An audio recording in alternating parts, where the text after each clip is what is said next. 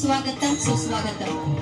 Bharatiya Janata party व ओम साई खांदेश्वर महिला व बालमित्र मंडळ आयोजित मानाचा गणपती खांदेश्वरचा राजा स्थापना 1997 वर्ष 29वे।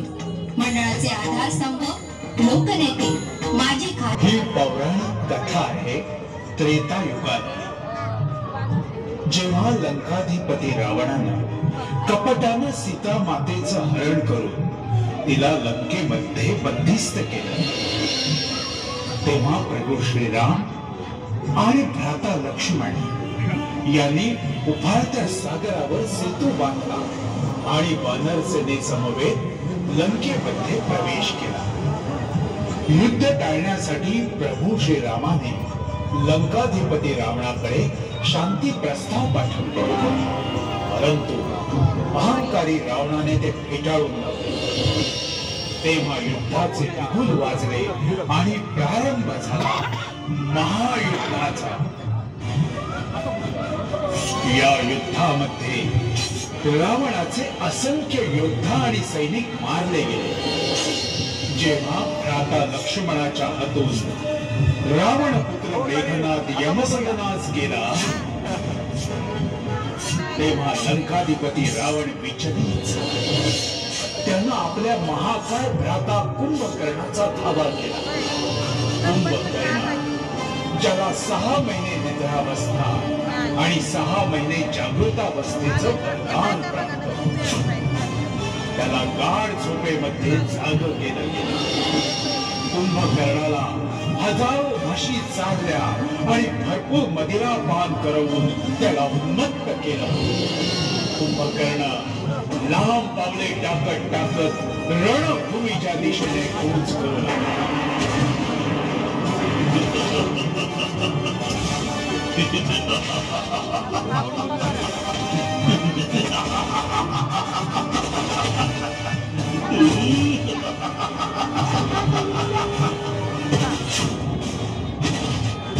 प्रभू प्रभू भ्राता कुंभकर्ण काळ बनून युद्धस्थळी कूच करत आहे।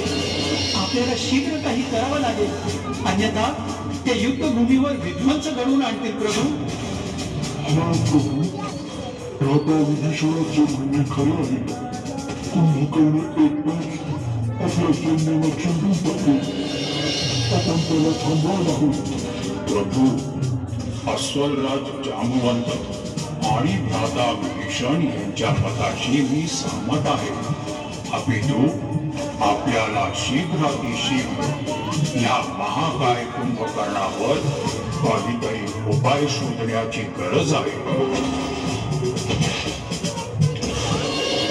कुठे आहेत ते राम आणि लक्ष्मण? आज त्यांचा शिरच्छेद करीन आणि भ्राता रावणाच्या चरणी अर्पण करीन। नाही भ्राताश्री, असे काही करू नका। यात प्रभू श्रीराम आणि भ्राता लक्ष्मण यांचा काही दोष नाही। तो तर भ्राता रावणने चौकस कुलद्रोही, एकीकडे तू आमच्या शत्रू सोबत सामील झालाय आणि वरून मलाच नीती शिकवतोय। माझ्या समोर शत्रूची स्तुती करतोय। मी सत्य बोलत आहे भ्राताश्री।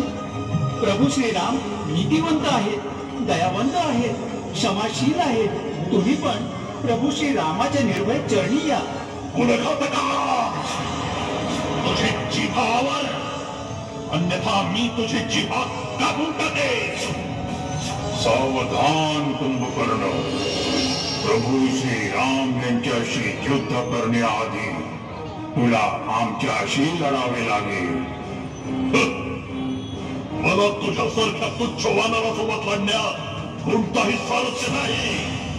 माझे हे आधी डोळे राम आणि लक्ष्मणाला शोधत आहेत, ज्यांना आज मी यमलोकाला पाठवणार आहे। कुठे आहेत ती दोघं? कुठे आहेत? माझ्या भीतीमुळे लपून बसलेत की काय? त्यांना सांगा जर ते वीर योद्धा असतील तर त्यांनी युद्धभूमीवर येऊन माझा सामना करावा। माझा सावधान कुंभकर्ण। तर आलास तू? मी तुझीच वाट पाहत होतो. आता शीघ्र यमलोकाला जाण्याची तयारी करा. कोण यमलोकाला जाईल ते वेळच सांगेल. मला वाटलं होतं की तू नीतिवंत आहे, परंतु विभीषणाचा प्रस्ताव फेटाळून आणि त्याला कुलद्रोही संबोधून तू स्वतःचा खरा परिचय दिला आहेस. आता युद्धास तयार राहा, सावधान.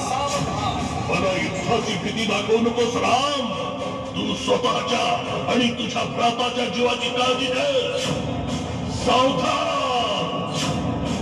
आणि तेव्हा प्रभू श्रीराम आणि कुंभकर्ण यांच्यामध्ये घोर युद्धास प्रारंभ झाला. दोन्हीकडून दिव्य शस्त्रास्त्रांचा प्रयोग करण्यात आला.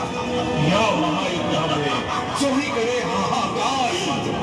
कुंभकर्णाने आपले सारे युद्धाचे कौशल्य आणि शक्तींचा प्रयोग केला, परंतु प्रभू श्रीराम यांनी आपल्या अमोघ बाणांनी त्या सर्व शक्तींना निष्फळ करून टाकला. शेवटी प्रभू श्रीराम यांनी दिव्य इंद्रास्त्र काढून धनुष्यावर चढवलं आणि मंत्रोच्चारण करून प्रत्यंच्या ओढली, ज्यानं महाकाय कुंभकर्णाचे दोन्ही हात कापले गेले. तरीही तो युद्धभूमीवर खंबीरपणे उभा राहिला आणि आपल्या पायाखाली अनेक वानरांना चिरडून टाकला. एवढंच नव्हे तर प्रभू श्रीराम आणि लक्ष्मणाला मारण्याच्या उद्देशाने त्यांच्या दिशेने धावत गेला. तेव्हा मर्यादा पुरुषोत्तम श्रीराम यांनी प्राणघातक ब्रह्मदंड चालवला. सावधान कुंभकर्णा. आणि कुंभकर्णाचा शिरच्छेद केला. त्याचे डोके दूरवर समुद्रात जाऊन पडले. तदनंतर आपल्या प्रभू श्रीरामानं कुंभकर्णाच्या प्रचंड शरीराचे तुकडे तुकडे केले आणि त्याला यमलोकात पाठवले. तर चला आपण विघ्नहर्ता श्री